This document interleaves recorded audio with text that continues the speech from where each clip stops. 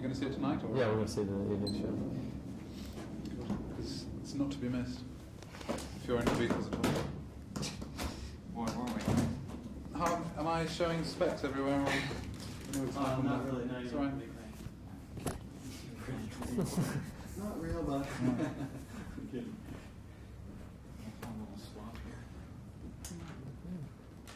We just blew 2 quick bulbs. We had a special socket rewired to step down 240 to 110, and it didn't work.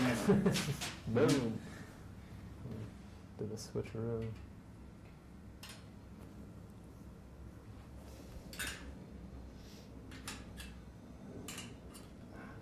I would have thought the machine would have a... Oh, the machine does. It's the lamps.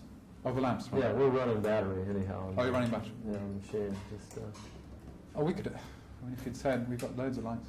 yeah. Got redheads and blondes and whatever you want.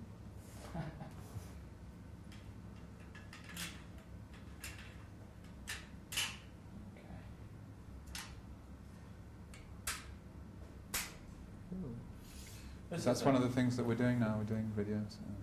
In this facility also? Mm-hmm. Well, it's something we'll... Wait a minute. Sure. Thank you. And it was recorded on Ampex, folks. But we use Sony. Oh, well, there goes our sponsor. Sony is... Yeah, well, this is Japanese, you see. If you read it with your left eye, go down, it says Sony. Whoops. You want to wire his law there a little more unobtrusively. Oh, you want this to be invisible, do you? Up through there? Okay. I have a better view. Looks like a dentist. Cleaning your teeth. Okay. It's terrible how the price of dental floss is going up. That's right. Well, actually, we've been talking to Ampex about the 3/4 inch tape. We'd be happy to use it if you had a whole picture instead of dropouts here, there, and everywhere. All right. The 1-inch tape, however, we'll go for. That's all right. Okay. So we're up. So does your facility have all the editing and 1-inch stuff as well, or do you just do the shooting and then leave it to other people? Or? No, we edit on 3/4 inch. You edit on 3? Because it's news, it's ENG Yeah. style. Mm-hmm. If NBC can do it, I suppose we can get away with it. Right. So what should we talk about first? This you apparently produced the video that they're watching in the other room now? No. Put it together?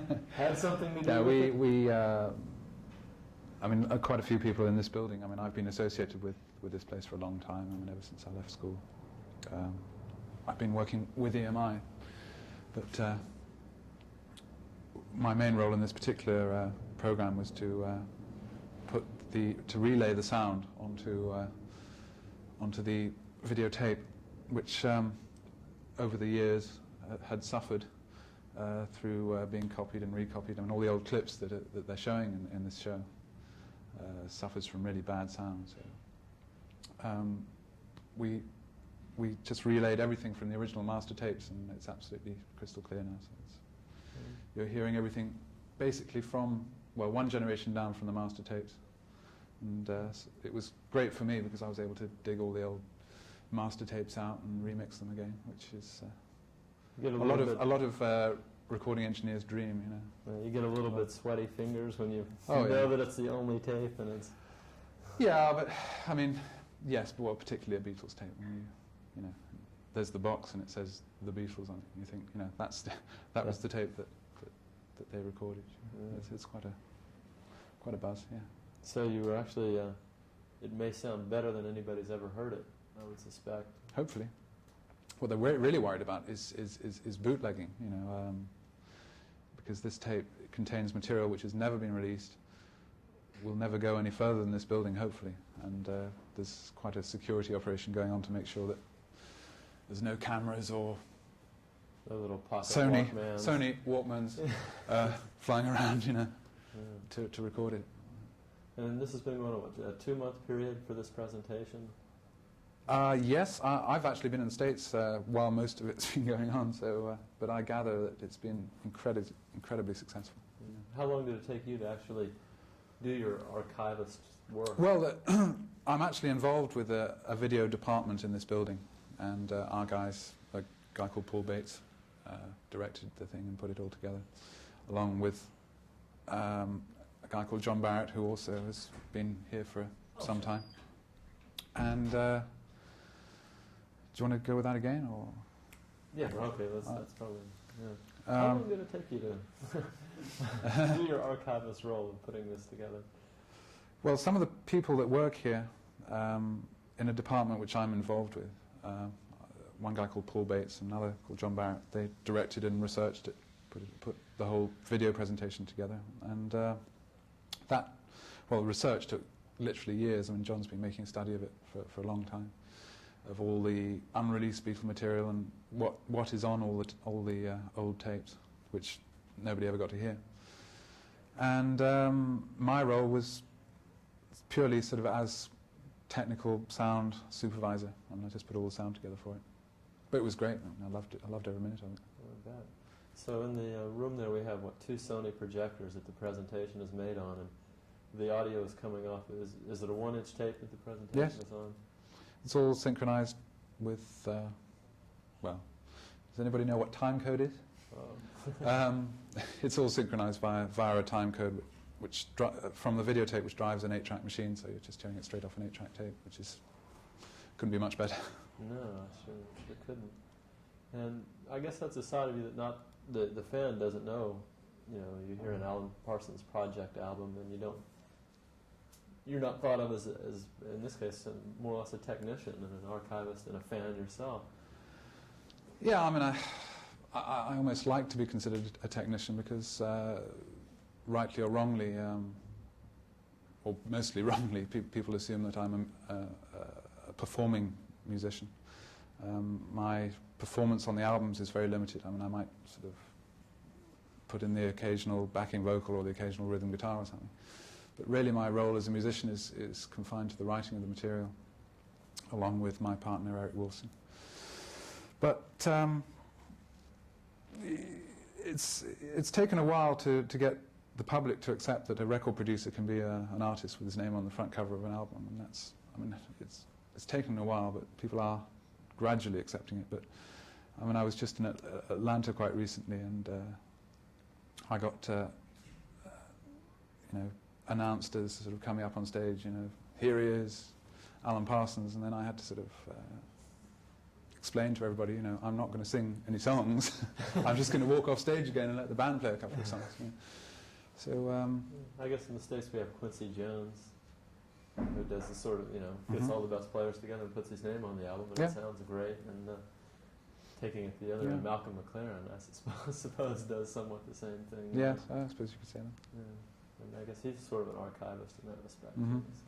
Speaking of archives, I always think of an album you produced with Pink Floyd that's, in its 400th week now? 483rd? Yes, could be. No, if I had produced it, I'd probably be living in a mansion somewhere in Beverly Hills. I engineered it, so that means that the checks weren't quite so large. But no, I mean that was the launching pad for my entire career, really, that album. And without that, I definitely wouldn't be doing what I'm doing now, for sure. Is it ever going to drop out of the top 200? I mean, it's... You tell me. I don't know. Are you still buying it? I know people have 4 copies, so I guess... Oh yeah, I mean, that's it. When people wear out a copy and then buy another one. But the nice thing for an engineer or for a producer or anything like that is to have a record considered as a reference for setting up hi-fis or setting up studios or something, and people still tell me that they go right back to that. I mean, it's like, 74 or something? They go right back to that record and say that that's their point of reference for setting up their sound systems, which is great. I mean, I couldn't be flattered in a bigger way than that. Yeah, I know we walked in the studio there, or the control room, and I said, well, is this a brand new digital board you're putting in there? No, this is an analog board. So it's just kind of interesting that after all the hoorah and everything about digital, that probably the most famous studio in the world is staying analog. Yes, I mean, it will come. Digital technology will come. It's just a case of when everybody's ready for it. I mean, I think we're ready already for recording digitally. I mean, I've already worked on remixes in digital. But I mean, the industry will gradually turn around when the technology becomes cheaper and more effective. I think for a lot of people, digital technology is actually limiting their creative ability. So, there's a good enough reason for not going with it until everybody's totally ready for it. Mm-hmm. And what about video? Are you fashioning yourself in the same role in video now that you have been in records? When I started the video department here, it was the intention that we would develop it in such a way that the project ventures could have video accompaniments to go with them. But for some reason we've never actually managed to pull any video promos out of the project albums. But I have no doubt that this next album, which we're currently working on, will have at least one video to go with it. Watch out, MTV, it's coming. And I'm really looking forward to that. But the interesting part of it has been, for me, that during the last couple of years I've got an incredible amount of experience with video. I know what video is all about now, which a lot of artists perhaps have lost out because they just don't know, what video is all about and what it's capable of, and having to rely on a director or a producer to interpret their ideas, and perhaps not necessarily getting quite the result they would hope for. But hopefully if I can get enough ideas in the first place, then I should, through my experience in video, be able to interpret them in such a way that everybody will be happy. Well, sure. I mean, if you're not the guy who's the big singer, then it seems in video you're not going to want your face singing and hi, this is my new hit song. That's quite right. It's conceivable that we'll have the singers who sing the songs on the video, but I think my appearance will be very limited. So the video facility will actually be incorporated into Abbey Road Studios in its rebuilt form? Well, video is becoming more and more popular in terms of the work that it gives to recording studios, especially with the advent of stereo TV. I know MTV is going out in stereo at this moment. It's yet to come to the UK in its permanent form, but there are occasional broadcasts via FM radio in this country. But stereo TV is a reality, and more technology is needed to make it good. So that's why recording studios are getting more work. I should think, or should hope actually, that it becomes. I like the idea of it in a recording studio, and I know I've talked to people like Mac Emerman at Criterion. Mm-hmm. I'm not sure I actually want to own cameras and things like that, but what I've seen happen with too many artists is that they'll spend 6 months designing the album cover as a record is being produced, and sending the art back for reprocessing and all that, and then a week before the single, they'll hit, this is the single, we need a video in 6 days. Yeah. And it's not part of the creative process at all. It's seen as a sales medium. Well, the answer to that is that it is a sales medium, and there's no doubt at all. I mean, no one would deny that a video does sell a record these days. But you're right, often it's at the expense of not enough thought going into it. I mean, I would dread to think what something we did would be like if it was made under pressure. I mean, I would like to spend all the time in the world thinking about it and getting it right. Even if, obviously there's budget considerations, but I wouldn't want to rush it. In the same way as the records aren't rushed. I know EMI in the States is working with Sony to start selling video singles. Are you doing that over here as well? There are video singles, yeah. EMI, I know for one, are putting out a lot of stuff on singles. I mean, Duran Duran, Pink Floyd, they've got out there as singles.